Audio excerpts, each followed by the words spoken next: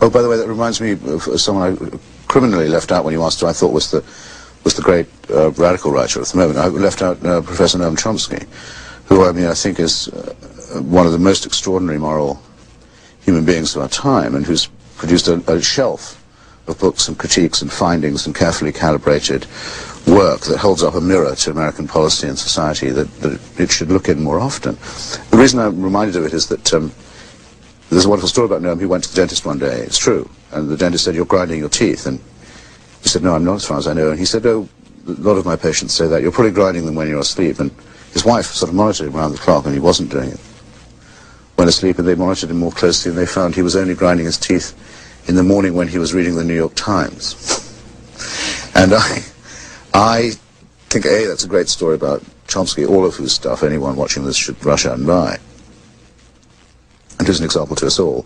But also because I have the same experience. Another email. What is Mr. Hitchens' opinion of Noam Chomsky, Chomsky's popularity among the left? Well, I used to be on quite good terms with Professor Chomsky.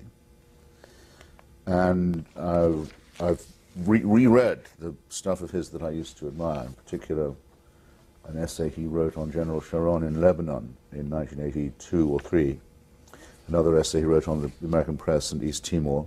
And I was rather pleased to find that, though we've since diverged on so many things, that I still thought those were great essays and brilliantly written and brilliantly argued.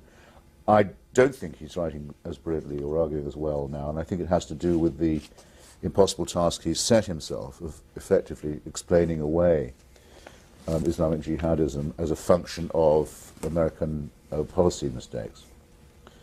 I think he began doing this a little earlier, actually, during the Bosnian Wars, when we first began to disagree, where he almost seemed to write as if the United States was looking to punish the Milosevic regime because it was a gallant socialist exemption to the general trend of globalization and needed to be hauled back into line. I thought anyone who could interpret what was happening in the Balkans that way, where Milosevic was the aggressor so palpably, was losing perspective, and I'm afraid that's what Professor Chomsky has crucially done.